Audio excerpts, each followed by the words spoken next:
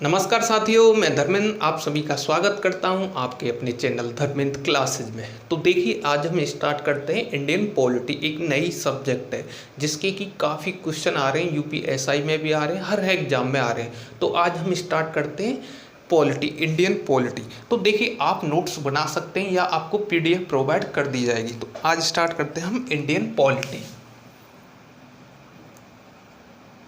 Indian polity,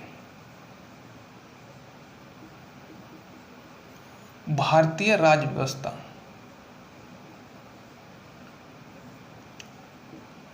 राज्य व्यवस्था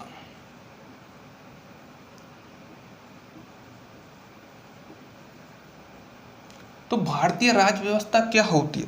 देखो, क्या होता है कि अंग्रेजों से पहले क्या होता थे, सबके अपने राजा भी हुआ करते थे, मुगल सल्तनत चलती थी। बट जैसे ही अंग्रेज आए तो उनके थ्रू क्या हुआ, इंडियन पॉलिटी का क्या हुआ, वर्चस्व में आई। इंडियन पॉलिटी क्या हुई, वर्चस्व में आई। और इंडियन पॉलिटी, इसका मतलब क्या होता है? इसका मतलब, इसकी मीनिंग इसी की डेफिनेशन में है। देखो, भारतीय राज्य व्यवस्था, भारत में राज करने की व्यवस्था क्या कहलाती है? भारतीय राज्य व्यवस्था। तो यह रन किसके थ्रू होती है? इंडियन कॉन्स्टिट्यूशन के थ्रू। इंडियन कॉन्स्टिट्यूशन, कॉन्स्टिट्यूशन, ठीक है। भारतीय संविधान, तो भारतीय संविधान के थ्रू चलता है भारत में शासन। भारत में जो शासन चलता है किसके थ्रू चलता है? भारतीय संविधान के थ्रू। कितने चरणों में चलता है? ये चलता है 3 चरणों होते हुए। सबसे पहले आता है विधायिका, नेक्स्ट आता है आपका कार्यपालिका, नेक्स्ट आता है न्यायपालिका।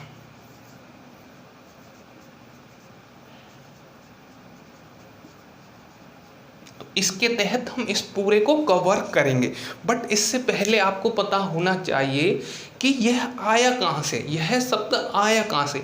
तो इससे पहले आया कहाँ से, तो सबसे पहले आपको पता होना चाहिए इसको लाए थे कौन? अंग्रेज। इसको लाए थे अंग्रेज। तो सबसे पहले आपको पता होना चाहिए अंग्रेज कब आए थे, किसके शासन काल में आए थे। तो देखो, जब मुगलों का शासन चल रहा था, जब मुगलों का भारत में शासन चल रहा था, तो 1599 ईस्वी की बात है। 1599 ईस्वी, जब कौन? सम्राट अकबर शासन कर रहा था। तो उसी के शासन काल में सर्वप्रथम पहला अंग्रेज आया था जिसका नाम था जॉन मिल्डेन हॉल। तो सर्वप्रथम पहला अंग्रेज भारत में कौन सा आया था? John Mildenhall. और अकबर के दरबार में आने वाला पहला अंग्रेज हुआ था रॉल्फ फिंच। तो देखो, सबसे पहले कौन सा अंग्रेज आया था भारत में आने वाला? सबसे पहला अंग्रेज जॉन मिल्डेन हॉल। किसके शासनकाल में आया था? अकबर के में आया था। अकबर के दरबार में आने वाला पहला अंग्रेज रॉल्फ फिंच। अब क्या हुआ, ये आते हैं, फिर वापस ये जब लोग जाते हैं तो इंग्लैंड में उस समय शासन किसका चल रहा था? महारानी एलिजाबेथ टेलर प्रथम का। तो ये वहाँ जाके क्या करते हैं, एक व्यापारियों का दल बनाते हैं, व्यापारियों का ग्रुप बनाते हैं, जिसका नाम था, क्या था? मर्चेंट एडवेंचर नाम से एक व्यापारियों का दल बनाते हैं। और यह महारानी एलिजाबेथ टेलर प्रथम से भारत में व्यापार की अनुमति लेने के लिए जाते हैं। तो इसी कड़ी में 31 दिसंबर 1600 ईस्वी को 31 दिसंबर 1600 ईस्वी को महारानी एलिजाबेथ टेलर प्रथम एक लेटर पर साइन करके ईस्ट इंडिया कंपनी की स्थापना करती है इंग्लैंड में। ईस्ट इंडिया कंपनी की स्थापना करती है लंदन में। ईस्ट इंडिया कंपनी की स्थापना होती है लंदन में, ठीक है। यह स्थापना किसके लिए ईस्ट इंडिया कंपनी बनाई, किसके लिए जाती है? यह उन व्यापारियों के लिए बनाई जाती है कि आप ईस्ट इंडिया कंपनी के नाम से भारत में 15 सालों के लिए शासन करेंगे। तो 15 सालों के लिए शासन करने के लिए ईस्ट इंडिया कंपनी का गठन किया जाता है। स्टार्टिंग क्या है, 15 साल के लिए ही उनको क्या होता है, ईस्ट इंडिया कंपनी की तरफ से व्यापार करने के लिए भारत में भेजा जाता है, ठीक है। तो इतना आपका समझ में आ गया। अब ये व्यापार कहाँ कहाँ करते थे? तो बंगाल, मद्रास, बम्बई, इन जगहों पर इन्होंने क्या करा, व्यापार, उन्होंने क्या हुआ, एक प्रांत बनाए, एक तरह से कमिश्नरी टाइप की थी, जिसमें एक गवर्नर हुआ करता था, एक उप गवर्नर हुआ करता था, और उसके साथ ही 24 बोर्ड ऑफ कंट्रोलर या कोर्ट ऑफ कंट्रोलर हुआ करते थे। अब बात आते हैं किसकी, बंगाल की, क्योंकि उस समय बंगाल सबसे समृद्धशाली क्या था, प्रांत था, सबसे समृद्धशाली हुआ करता था प्रांत। क्योंकि देखो आपको पता है भारत पे शासन किसका चल रहा था, मुगलों का। तो सन 1700 ईस्वी हम पढ़ते हैं बंगाल के बारे में, कोई जल्दी नहीं है, आराम आराम से पढ़ेंगे। सन 1700 ईस्वी में उस समय भारत पे शासन चल रहा था किसका, मुगल सम्राट कौन था, औरंगजेब। तो औरंगजेब क्या करता है, 1700 ईस्वी में बंगाल का एक सूबेदार नियुक्त करता है। किसको नियुक्त करता है बताइए, बंगाल का सूबेदार बनाता है मुर्शीद कुली खान को, मुर्शीद कुली खां को, मुर्शीद कुली खां को। बंगाल की जो राजधानी हुआ करती थी उस समय, जो कैपिटल हुआ करती थी, वो हुआ करती थी आपकी ढाका। कौन सी कैपिटल हुआ करती थी, ढाका। अब देखो औरंगजेब के शासन पीरियड तक तो सब कुछ सही चल रहा था, अंग्रेज अपने व्यापार से ही लेना देना रख रहे थे। बट क्या होता है, जैसे ही औरंगजेब की मृत्यु होती है, जैसे ही औरंगजेब की जब आपकी मृत्यु हो जाती है, तो औरंगजेब की जब मृत्यु होती है 1707 ईस्वी में, जैसे ही औरंगजेब की मृत्यु होती है 1707 ईस्वी में, औरंगजेब की डेथ हो जाती है, तो इसके बाद होता है मुगलों का पतन स्टार्ट। तो इसके बाद मुगलों का पतन स्टार्ट हो जाता है, तो इसके बाद जो अगला मुगल एम्परर बनता है, मुगल सम्राट बनता है बहादुर शाह प्रथम, या शाह आलम प्रथम भी बोलते हैं इसको, बहादुर शाह प्रथम। ठीक है, यह गद्दी पर बैठता है और यह 5 सालों तक शासन करता है, यह 5 सालों तक शासन करता है। तो 1707 से 1712 तक। इसके बाद बैठता है जहादर शाह, जहादर शाह गद्दी पर बैठता है, इसे हम लंपट मुर के नाम से भी जानते हैं। 1707 से 1715 तक। ठीक है, 5 साल करता है, 12 तक। ये बैठता है 1712 से 1713 तक, जिसे हम लंपट मुर के नाम से भी जानते हैं। पूछ लेते हैं लंपट मुर किसे कहा जाता है, जहादर शाह को। अब जैसे ही गद्दी पर बैठता है, इनके बाद आता है फर्रुखसियर, फर्रुखसियर 1713 ईस्वी में। जब फर्रुखसियर गद्दी पर बैठता है 1713 ईस्वी में, तो होता क्या है दोस्तों, उस समय होता यह है कि कुछ सूबे अपने आप को मुगल सल्तनत से फ्री कर लेते हैं, स्वतंत्र कर लेते हैं। उन्हीं में से एक सूबा हुआ करता था बंगाल, जिसका सूबेदार हुआ करता था आपका मुर्शीद कुली खान। तो यह भी अपने आप को किससे, मुगल सल्तनत से फ्री कर लेता है। और 1713 ईस्वी में, 1713 ईस्वी में यह बनता है बंगाल का प्रथम नवाब। 1713 ईस्वी में बंगाल का प्रथम नवाब बन जाता है कौन, मुर्शीद कुली खान, बंगाल का प्रथम नवाब।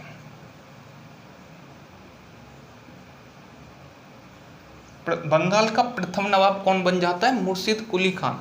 जब यह नवाब बनता तो सबसे पहले करता क्या है, यह एक नए शहर की स्थापना करता है जिसका नाम था मुर्शिदाबाद, मुर्शिदाबाद। और अपनी कैपिटल को ढाका से कहाँ ट्रांसफर कर देता है, स्थानांतरित कर देता है, मुर्शिदाबाद में। अपनी राजधानी ढाका से मुर्शिदाबाद ले आता है। तो यह शासन करता है 1713 ईस्वी से 1727 ईस्वी तक। 1727 ईस्वी तक कौन रहता है, मुर्शीद कुली खान, मुर्शीद कुली खान। इसके बाद आता है सुजाउद्दीन, वो करता है आपका 1727 से 1729 तक, 39 तक, सुजाउद्दीन।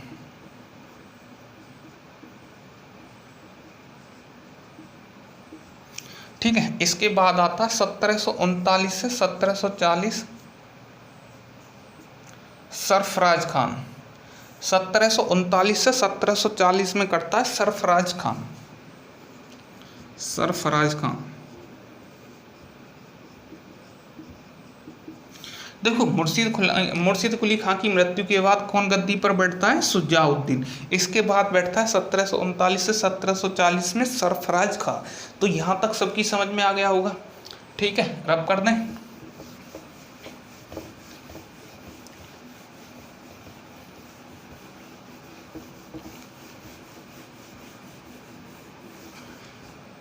तो देखिएगा, सरफराज खान,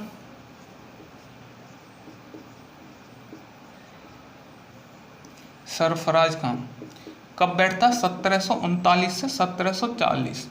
अब एक इसका सेनापति हुआ करता था जिसका नाम था, कमांडर इन चीफ है ये, जिसका नाम था अलीवर्दी खां, जो इसका कजिन भी था। अलीवर्दी खां जो इसका कजिन भी था।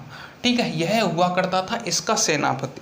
तो यह करता क्या है, 1740 ईस्वी में सरफराज खां के विरुद्ध एक रिवोल्ट स्टार्ट कर देता है, विद्रोह कर देता है 1740 ईस्वी में सरफराज खां के बीच। तो इसी विद्रोह के स्वरूप 1740 ईस्वी में एक युद्ध होता है। 1740 ईस्वी में एक युद्ध लड़ा जाता है जिसका नाम था बैटल ऑफ घेरिया। घेरिया का युद्ध, घेरिया का युद्ध, घेरिया का युद्ध किस किस के बीच में लड़ा जाता है दोस्तों?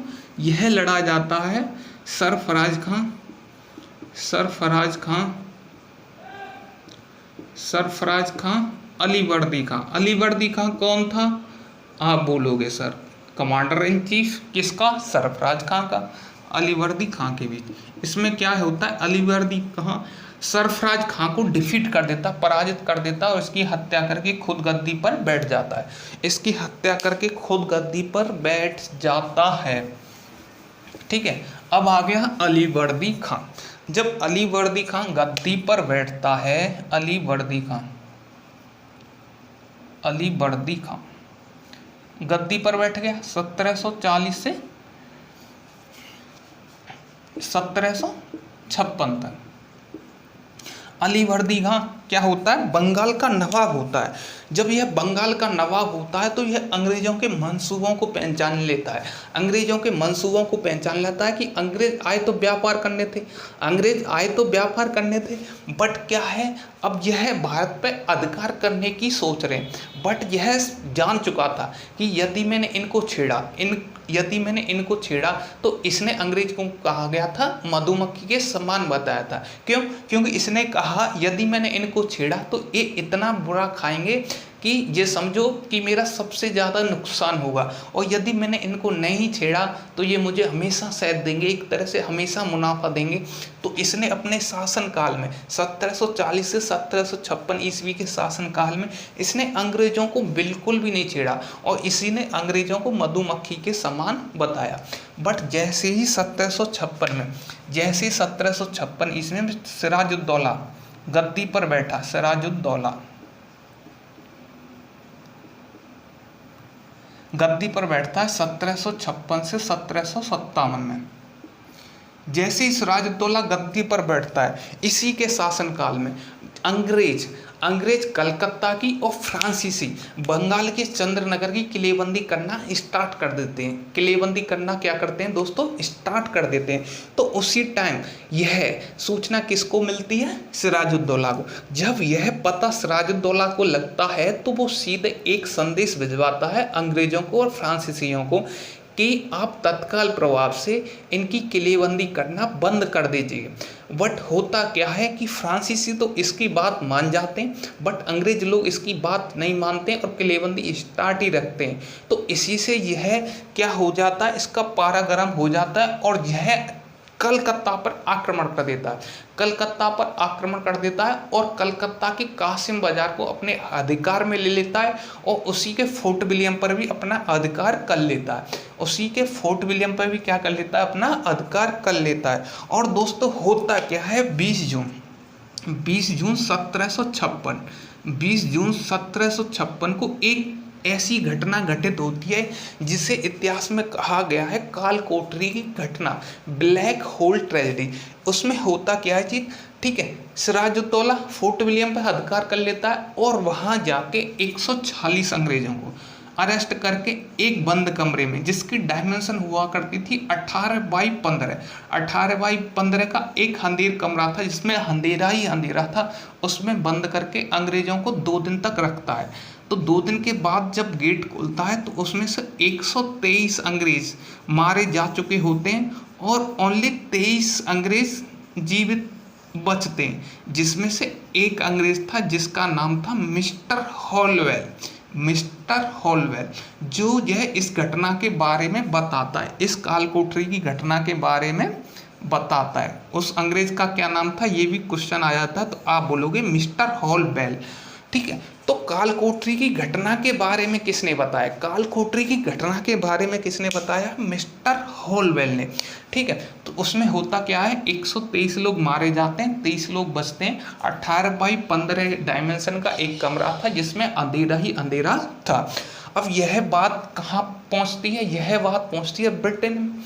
अब जब यह बात ब्रिटेन में पहुँचती है तो होता क्या है मेरे दोस्तों, होता यह कि ब्रिटेन में क्या होता है, ब्रिटेन के थ्रू एक गवर्नर बना के भेजा जाता है, किसको, रॉबर्ट क्लाइव को, 1757 में।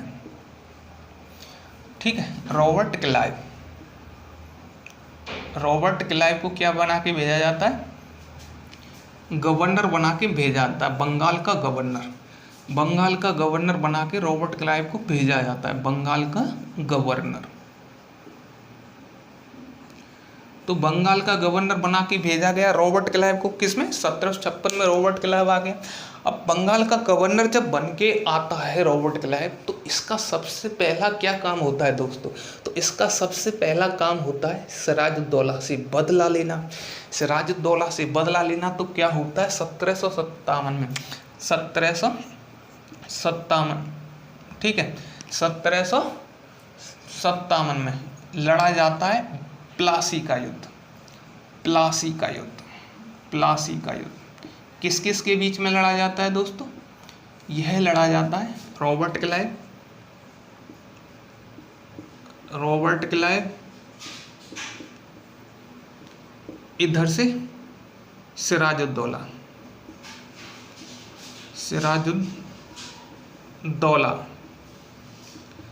अब होता क्या है, देखो सिराजुद्दौला की तरफ से जो युद्ध लड़ रहे थे, एक था मीर जाफर जो इसका सेनापति था, कमांडर इन चीफ, एक इसका मंत्री था रायदुल्ला,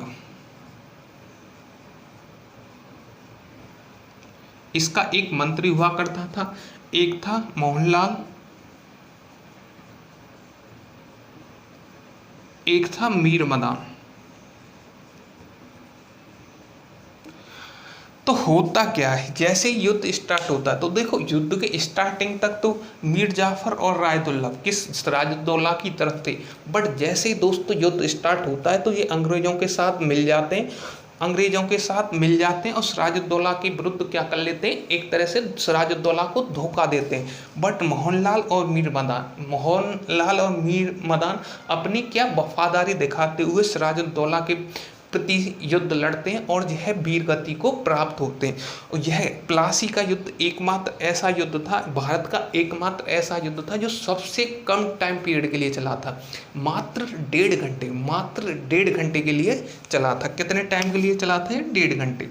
और क्या होता है इसमें, किसकी, सिराजुद्दौला की हार होती है और सिराजुद्दौला की हत्या करके सिराजुद्दौला की इसमें हत्या करवा दी जाती है। और फिर देखो इसमें सबसे ज़्यादा रोल किसने निभाया था, मीर जाफर ने जब रोल निभाया था तो मीर जाफर को क्या बना दिया जाता है, बंगाल का नवाब। तो 1757 से 1760 तक बंगाल का नवाब कौन रहता है, मीर जाफर। बंगाल का नवाब कौन रहता है, मीर जाफर। बट जैसे ही होता क्या है, इतना तो समझ में आ गया होगा।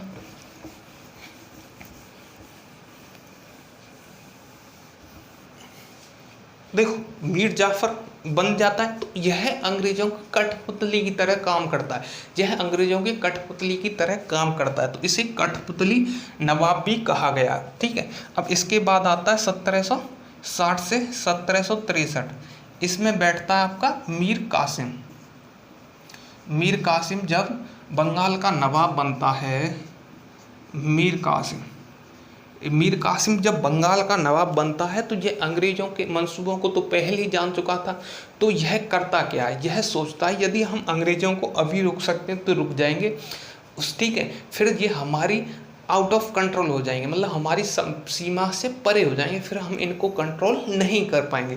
तो इसी चीज़ को सोचते हुए ये क्या करता है, उस समय अवध का शासक हुआ करता था शुजा-उद-दौला। अवध का शासक हुआ करता था शुजा-उद-दौला। और ठीक है, जो मुगल शासक हुआ करता था, मुगल शासक शाह आलम द्वितीय,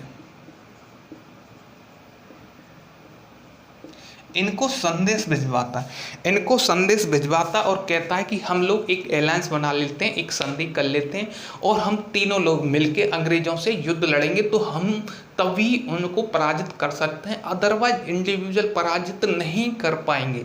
तो दोस्तों यह कौन कहता है, आपका मीर कासिम, इन दो लोगों से। तो यह एक संधि करते हैं, ये एक अलायंस करते हैं और तीनों लोग मिलके, ठीक है, तीनों लोग मिलके किससे, अंग्रेजों से युद्ध लड़ते हैं। तो 1764 ईस्वी में फिर युद्ध लड़ा जाता है।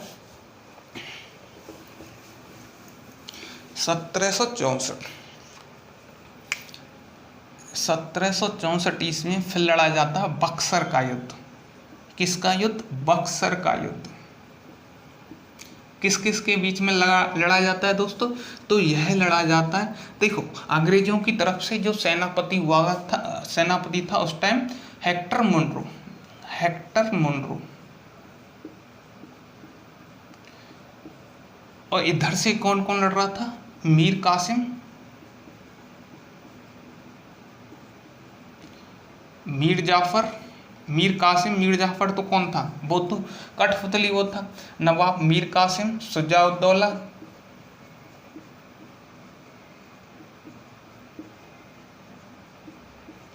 थर्ड पर था जो नवाब था, कौन, मुगल शासक था शाह आलम द्वितीय।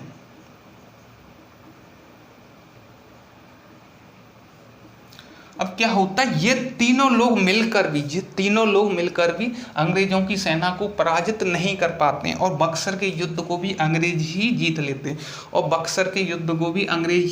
लेते हैं। तो इस तरह इन तीनों लोगों की यह हार होती है। फिर होता क्या, 1765 ईस्वी में होती है इलाहाबाद की संधि। ठीक है, इलाहाबाद की संधि किस किस के बीच में होती है, रॉबर्ट क्लाइव, इधर से कौन कौन होता है, इधर से होता है प्यारे दोस्तों शाह आलम द्वितीय, शुजा-उद-दौला,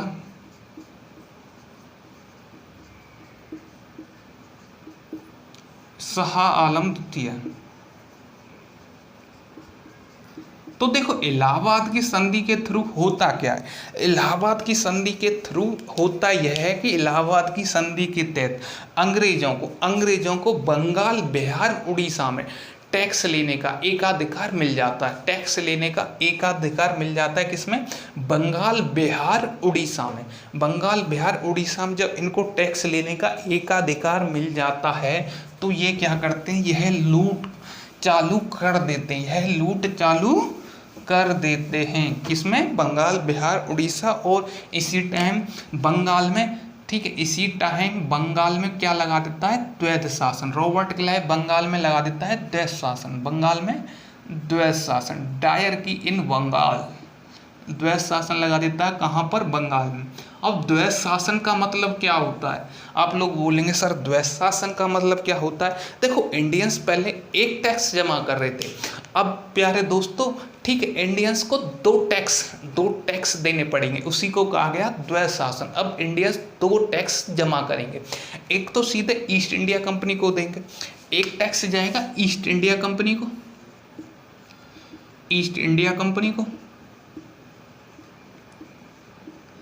और एक टैक्स आपका जाएगा लोकल गवर्नर को।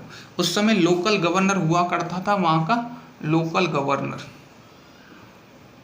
राय दुर्लभ। अब मैं पूछूं आपसे राय दुर्लभ कौन था, तो आप बोलोगे सर यह तो आपका जो सिराजुद्दौला था उसका मंत्री था ना राय दुर्लभ को। अब राय दुर्लभ को लोकल गवर्नर था राय दुर्लभ, इसको देखो एक टैक्स तो इंडियंस को देना पड़ता था, किसको, ईस्ट इंडिया कंपनी को। एक टैक्स देना पड़ता था राय दुर्लभ को, और राय दुर्लभ भी 81% उस टैक्स का 81% किसको देता था, अंग्रेजों को। उस टैक्स का 81% किसको देता था, अंग्रेजों को। तो इस तरह इन्होंने लूट स्टार्ट कर दी 1765 से 1772 ईस्वी का जो पीरियड कहा, यही पीरियड कहा भारत की लूट।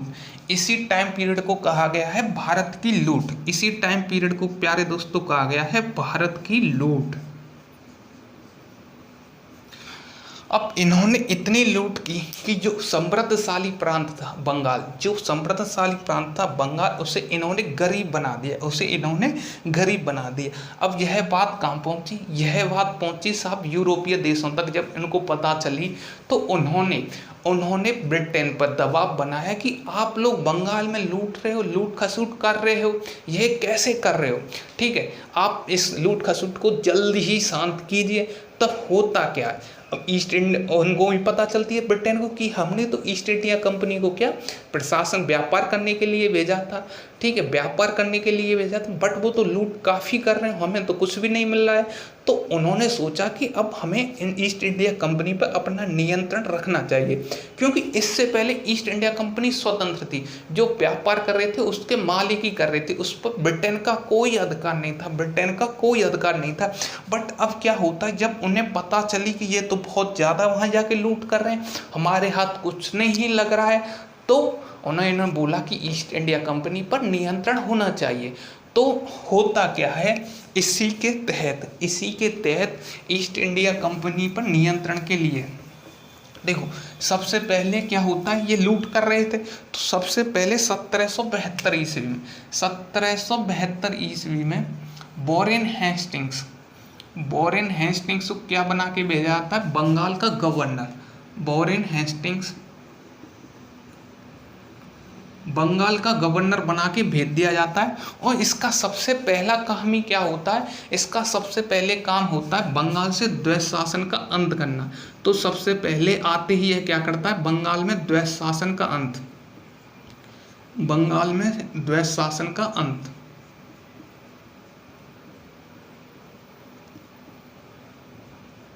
बट होता क्या है, टैक्स तो अभी भी वसूला जा रहा है। जब टैक्स अभी भी वसूला जा रहा है तो ये एक नया पद बनाता है, ठीक है, किसका, डिस्ट्रिक्ट कलेक्टर का। डिस्ट्रिक्ट कलेक्टर का एक नया पद बनाता है।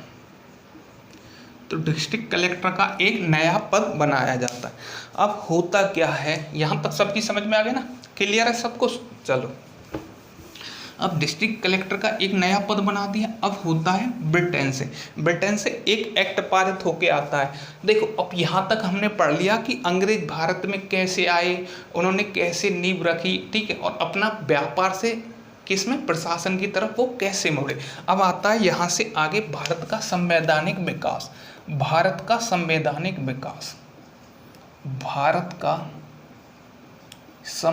विकास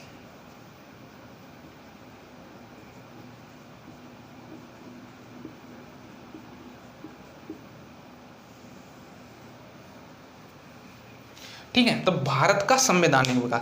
अब क्या होता है, ब्रिटेन से एक एक्ट आता है जिसे बोलते हैं रेगुलेटिंग एक्ट। अब देखो इसके तहत होता क्या है, ब्रिटेन में करते हैं कि अब हम क्या कंपनी की समीक्षा करेंगे और 20-20 साल के लिए व्यापारिक एकाधिकार को बढ़ाते रहेंगे। 20-20 साल के लिए व्यापारिक एकाधिकार को हम बढ़ाते रहेंगे। तो इसी के तहत आता है एक एक्ट जिसका नाम था रेगुलेटिंग एक्ट। 1773 ईस्वी का रेगुलेटिंग एक्ट, 1773 का रेगुलेटिंग एक्ट। देखिए आप लोग नोट्स बना रहे हैं तो अच्छी बात है, नहीं बना रहे तो हम इसका पूरे का PDF प्रोवाइड कर देंगे। Regulating act 1773। तो इस एक्ट के तहत सबसे पहला काम क्या होता है? पहला काम क्या होता है? कंपनी का जो व्यापारिक एकाधिकार है 20 साल के लिए बढ़ा दिया जाता है। कंपनी का व्यापारिक एकाधिकार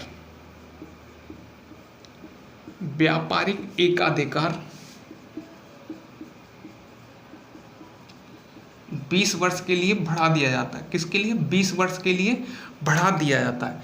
दूसरा काम क्या होता है इसके तहत? दूसरा काम होता है बंगाल के गवर्नर को अब कहा जाने लगा बंगाल का गवर्नर जनरल।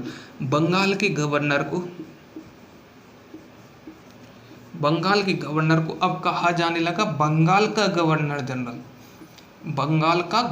जनरल। बंगाल के गवर्नर को अब कहा जाने लगा बंगाल का गवर्नर जनरल। ठीक है, नेक्स्ट काम। तो सबसे पहला गवर्नर जनरल कौन हुआ? सबसे पहला गवर्नर जनरल हुआ वॉरेन हेस्टिंग्स। पहला हुआ वॉरेन हेस्टिंग्स। ये क्वेश्चन पूछ लिया था, बंगाल का प्रथम गवर्नर जनरल कौन था? Warren Hastings. और लास्ट गवर्नर कौन था बंगाल का? Warren Hastings. ठीक है, तो यह 2 पॉइंट क्लियर हो गए होंगे। थर्ड पॉइंट पे आइए। इसी एक्ट के तहत 1774 ईस्वी में कलकत्ता में एक सुप्रीम कोर्ट की स्थापना की गई। कलकत्ता में एक सुप्रीम कोर्ट की स्थापना की गई। कलकत्ता में सुप्रीम कोर्ट की, ठीक है, सुप्रीम कोर्ट की क्या की गई? स्थापना, जिसमें एक मुख्य न्यायाधीश था जिसका नाम था Lord Elijah Impey. Lord Elijah Impey और 3 अदर जज थे। 3 अदर जज थे, लॉर्ड हाइड, लॉर्ड लिमिस्टर,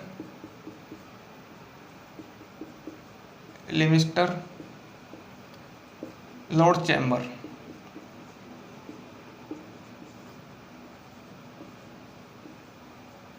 ठीक है, तो इतना सभी ने नोट कर लिया होगा, ठीक है। रब कर दें, कुछ नहीं, आराम से करो। पॉलिटी को हम बिल्कुल आसानी से कराएंगे, कतई टेंशन नहीं लेना आपको, ठीक है ना। तो अब चल रहा है आपका भारत का संवैधानिक विकास। अब भारत के संवैधानिक विकास को एक चीज़ और देख लीजिएगा, यह भारत का जो आपका संवैधानिक विकास है, भारत का संवैधानिक विकास।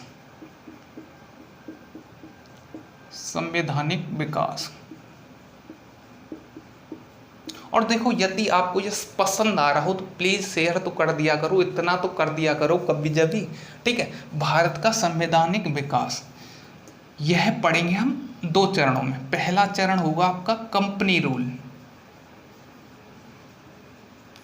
कंपनी रूल यह कब से कब तक चला? आप बोलोगे 1773 से 1857। सेकंड आता आपका क्राउन रूल। जब 1857 का क्या हुई? क्रांति हुई थी, तो 1858 से 1950 तक। इसको हम पढ़ेंगे 2 चरणों में, ठीक है, कंपनी रूल और क्राउन रूल। तो अब आप क्या समझ चुके हैं? रेगुलेटिंग एक्ट समझ चुके हैं। तो रेगुलेटिंग एक्ट के तहत क्या होता था, जो बंगाल का गवर्नर था उसको बना दिया गया बंगाल का गवर्नर जनरल। अब जब बंगाल का गवर्नर जनरल कौन बन गया? Warren Hastings. तो उसकी जो प्रशासनिक ताकत थी बहुत बढ़ गई। जब उसकी प्रशासनिक ताकत बढ़ गई तो क्या किया उसने? अत्याचार करना चालू कर दिया, और जो कोई भी उसके खिलाफ विद्रोह करता था या उसके खिलाफ जाता था तो लॉर्ड एलिजा एम्पे के साथ मिलकर उसको क्या कर देता था? फांसी की सजा दिलवाता था। इसी में उनका विरोध किया, ठीक है। तो इसी चीज़ का किसने विरोध किया? 3 लोगों ने। एक था घसीटी बेगम, नंद कुमार, चैत सिंह। इन तीनों लोगों ने वॉरेन हेस्टिंग का क्या किया? विरोध करने लगे। तो क्या हुआ, जब इन तीनों लोगों ने, अब देखो आपसे पूछे घसीटी बेगम कौन थी, तो ये मीर कासिम की मौसी थी। यह थी मीर कासिम की मौसी। अब इन तीनों लोगों ने इसका विरोध किया। जब इसका विरोध किया, किसका विरोध किया? वॉरेन हेस्टिंग्स का। तो उस पर विरोध क्या हुआ? नहीं पचा तो उसने क्या किया? लॉर्ड एलिजा एम्पे से कह के इनको फांसी दिला दी 1784 ईस्वी में। 1784 ईस्वी में क्या दिलवा दी, इन तीनों को फांसी दिलवा दी लॉर्ड एलिजा एम्पे से कह के।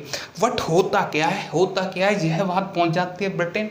जब यह बात ब्रिटेन में पहुंच जाती है मेरे प्यारे दोस्तों, तो अब वो सोचते हैं कि कौन, वॉरेन हेस्टिंग अपने पद का, ठीक है, न्याय उचित लाभ उठा रहा है, ठीक है, अपने पद का गलत इस्तेमाल कर रहा है। तो उसी के उपलक्ष्य में, उसी के तहत, उसी के लिए एक एक्ट आता है, पिट्स इंडिया एक्ट 1784 ईस्वी में। बट इससे पहले एक और एक्ट आता है 1781 ईस्वी, अमेंडमेंट एक्ट।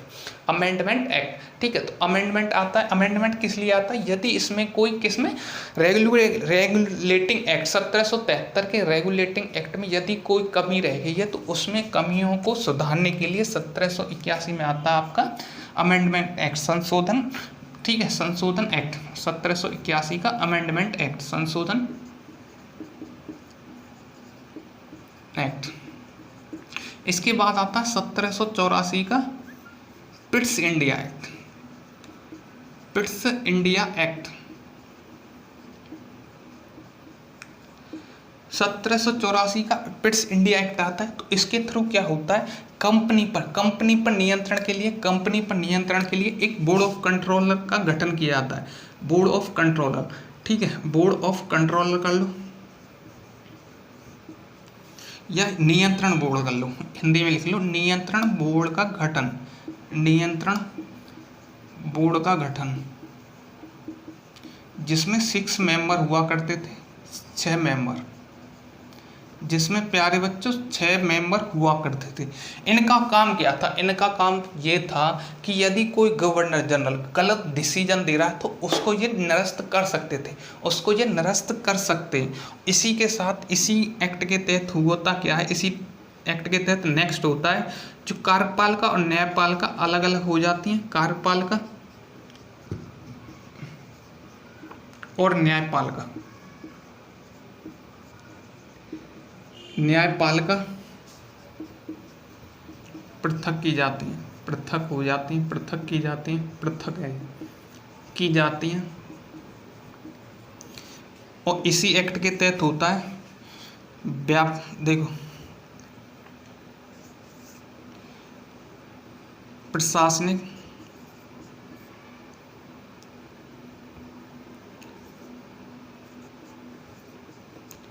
प्रशासनिक और व्यापारिक कार्य पृथक होते हैं, पृथक किए जाते हैं, पृथक होते हैं। तो इतना समझ में आ गया होगा, यहाँ तक समझ में आ गया होगा, ठीक है।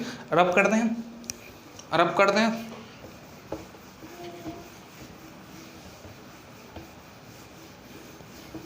बताइए इतना आप लोगों की समझ में आया कि नहीं, मेरे को यह बता दिए, इतना समझ में आ गया।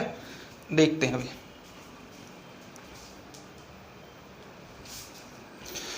तो देखो, जब आपकी लोगों की समझ में इतना आ गया, इतना समझ में आ गया, तो इसके बाद क्या आता है। तो देखो, मैंने बताया था आपको कि हर 20-20 साल के लिए, हर 20-20 साल के लिए क्या आया करेगा, ठीक है, कंपनी को व्यापारिक एकाधिकार दिए जाएंगे। जब कंपनी को व्यापारिक एकाधिकार दिए जाएंगे तो एक राजलेख आया करेगा, एक राजलेख आया करेगा। तो पहले आया था 1773 में, तो 1773 के बाद कब आएगा, देखो 1773, तो 1773 के 20 साल बाद ही आएगा ना, 20 साल बाद 1793, 1793 चार्टर एक्ट। तो 1793 का चार्टर एक्ट, राजलेख अधिनियम, राजलेख अधिनियम 1793 के राजलेख अधिनियम के तहत क्या होता है, सबसे पहला काम क्या होता है, व्यापारिक एकाधिकार को, कंपनी के व्यापारिक एकाधिकार, कंपनी के व्यापारिक एकाधिकार को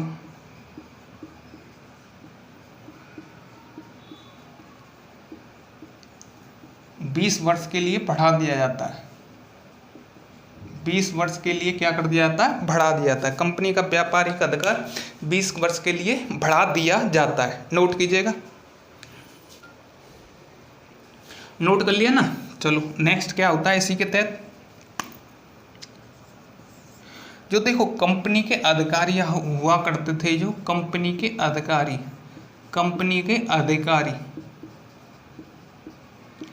इनको जो वेतन मिलेगा वो भारतीय राजस्व में से ही दिया जाएगा। अब कंपनी के अधिकारियों का वेतन, कंपनी के अधिकारी का वेतन भारतीय राजस्व में से दिया जाएगा, भारतीय राजस्व में से ही दिया जाएगा। कंपनी का वेतन अब भारतीय राजस्व, कंपनी के अधिकारियों का वेतन अब भारतीय राजस्व में से ही दिया जाएगा। यहाँ तक नोट हो गया। एक और देखो नेक्स्ट काम क्या हुआ इसी के तहत, 21 अप्रैल 1793, 21 अप्रैल 1793 को किसकी, इंडियन सिविल सर्विस की, देखो 21 अप्रैल 1793 ईस्वी को भारतीय नागरिक सेवा की स्टार्ट हुई। 21 अप्रैल 1793 से इंडियन सिविल सर्विस का स्टार्ट हुआ। इंडियन सिविल सर्विस, भारतीय नागरिक सेवा, इसी एक्ट के तहत भारतीय नागरिक सेवा स्टार्ट हुई। इसीलिए 21 अप्रैल को हर साल क्या बनाया जाता है, सिविल